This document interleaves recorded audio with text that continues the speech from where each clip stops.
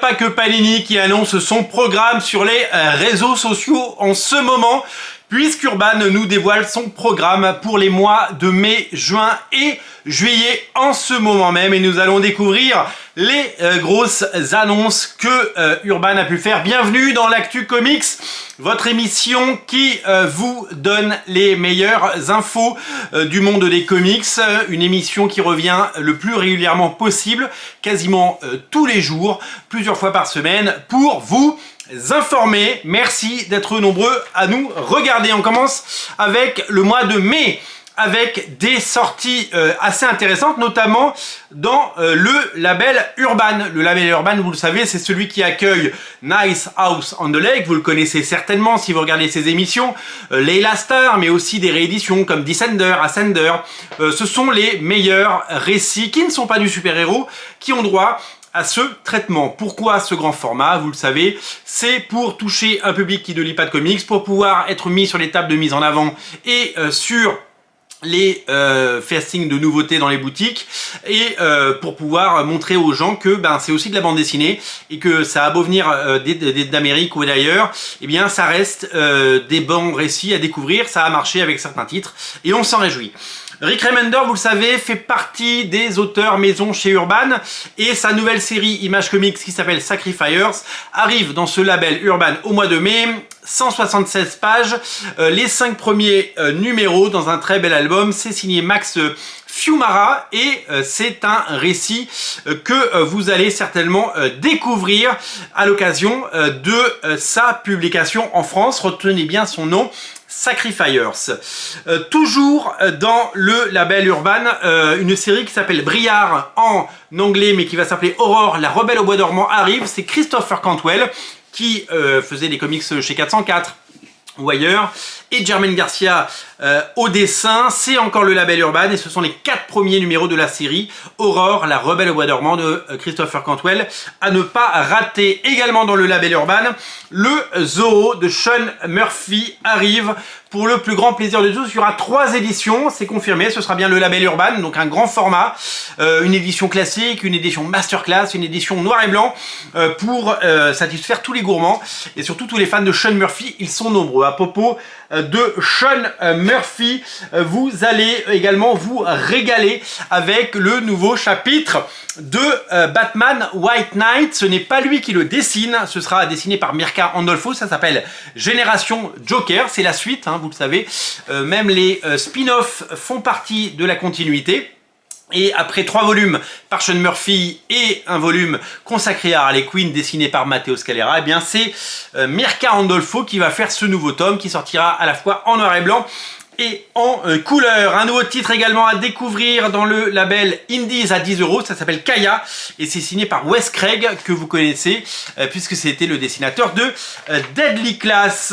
Autre titre à paraître au mois de mai, on revient évidemment sur les titres, on revient évidemment sur le super-héros classique avec le Batman Chronicles 1989 volume 3. Vous adorez les Batman Chronicles et vous êtes très nombreux. Vous savez, ce sont les anthologies qui reprennent, c'est pas des anthologies, ce sont des intégrales pardon, qui reprennent par année l'ensemble des titres. Le 4e tome de Batman Nocturne par Monsieur Ramvi et dessiné par le fabuleux Jason Shawn Alexander que vous avez peut-être découvert soit dans sa propre série chez Eugene Memin qui s'appelle Philadelphia, soit sur Spawn parce qu'il a dessiné une 30aine d'épisodes. Ça sort en mai. 4e tome de Batman Nocturne. Alors Batman Nocturne, c'est la 2e série Batman. Vous savez, Batman, il y a d'un côté Batman et de l'autre il y a Detective Comics. Batman Nocturne, c'est le nom donné par Urban au run de Ramvi sur Detective Comics tout simplement. Vous avez aimé le premier tome de Dark Knight of Steel de Tom Taylor, et bien le tome 2 arrive en mai et il y aura 2 couvertures, une couverture variante comme pour le tome 1, relecture médiévale et fantasy de, du mythe de Batman et de Superman, de Dark Knight of Steel tout simplement. Vous aimez Sean Murphy? Au mois de mai, il y aura également la réédition d'un titre qui était tombé en rupture, sorti autrefois en Indies, je pense, c'est The Wake, signé par Scott Snyder et dessiné par Sean Murphy. Ça revient dans le Black Label, un titre qui intègre le Black Label. Il aurait pu aller dans la collection Urban, mais il n'en sera rien. Concernant Wonder Woman, vous le savez, elle n'est pas toujours éditée, Wonder Woman, parce que c'est compliqué de vendre du Wonder Woman en France, sauf sur des projets comme Amazonia ou Wrong Earth. Eh bien, c'est sous le titre Hors la loi que vont sortir les épisodes de Tom King, qui sont loués aux États-Unis et salués.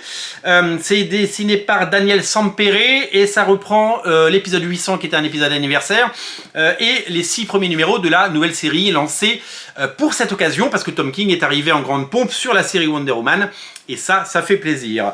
Voilà pour les titres principaux de ce mois de mai. On passe en juin avec Fluff Fairyland, la suite de Fairyland de Scotty Young. Ce n'est pas dessiné par Scotty Young, mais c'est la suite.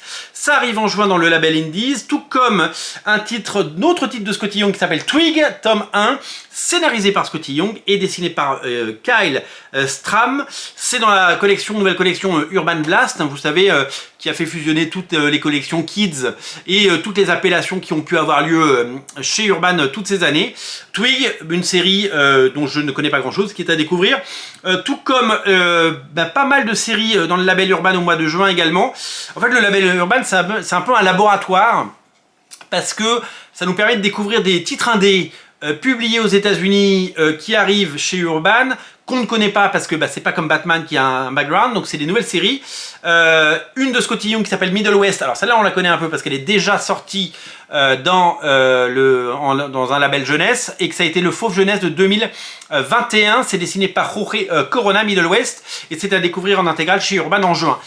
Tout comme Hitomi, une série de HS Tack et Isabella Manzani, toujours dans le label Urban, donc les grands volumes. Ça sort en juin également. Vous savez, François Hercouet et Arnaud Tomassini, on en parlait dans First Print, et donc ça fait partie de ces sorties qui arrivent en juin, tout comme le Gospel de Will Morris, pareil, un titre à découvrir.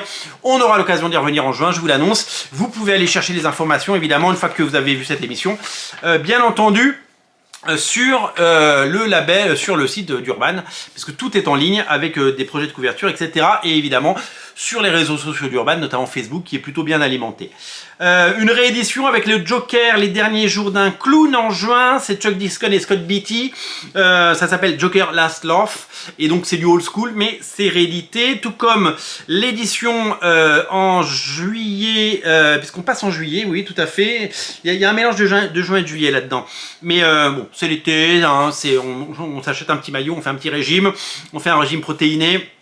On mange du poulet qui on a fait griller sans sauce, pas de mayonnaise surtout, et puis des crudités, les tomates vont pouvoir arriver, on va faire des petites salades, ça va être délicieux, pensez évidemment à assaisonner. Moi j'aime bien passer un tour de moulin de poivre, un petit peu d'huile d'olive, un petit filet, un peu de basilic, c'est délicieux.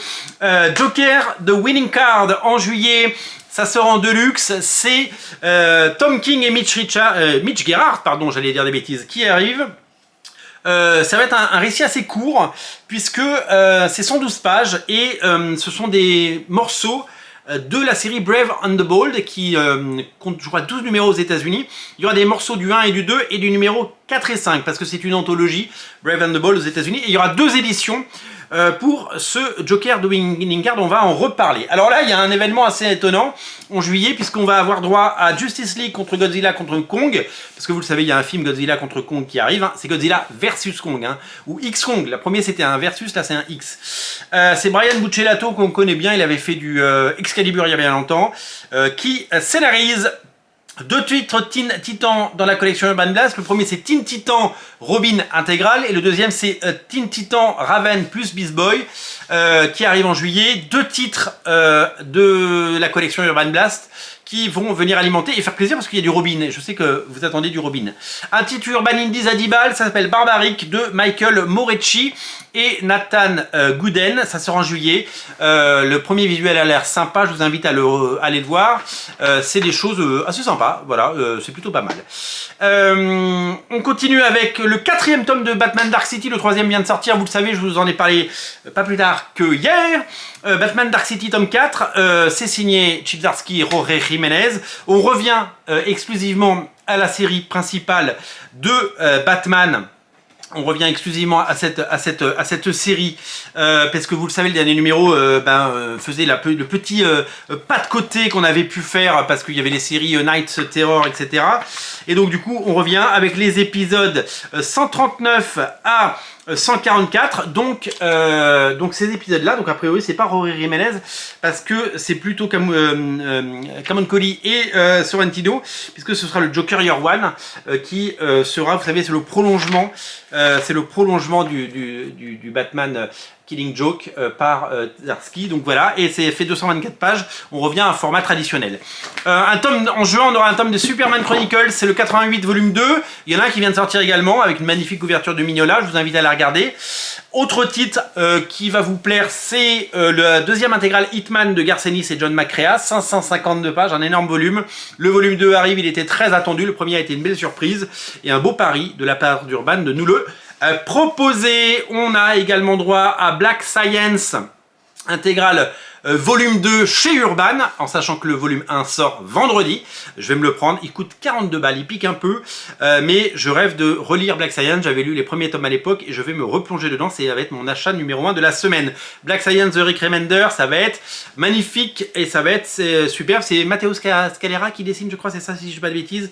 Je dis peut-être des bêtises. Nightwing Infinite, tome 6 de Tom Taylor arrive également. Batman Wayne Family Adventure, le tome 1 est sorti. Le tome 3 arrive en juillet, il fera 208 pages. Et si vous êtes fan des JSA Chronicles, eh bien sachez que l'année 2002 arrive en juillet avec 168 pages de Jeff Jones, et ça, eh ben, ça fait plaisir. Voilà pour les annonces. Je regarde si j'ai rien oublié parce que j'ai quand même pris 4 pages de notes, hein. J'aurais mieux fait de faire dérouler mon écran avec les annonces, ça aurait économisé du papier. C'est du papier que j'utilise 2 fois de 2 côtés, vous inquiétez pas, tout va bien se passer. Voilà, énormément de choses, beaucoup de Sean Murphy, c'est un auteur qui cartonne, avec le retour de The Wake, avec l'arrivée de Zorro dans la collection Urban, et puis beaucoup de titres dans la collection Urban qui prendre la place, prendre l'ampleur, et puis des tentatives de rééditer du Wonder Woman et des choses comme ça.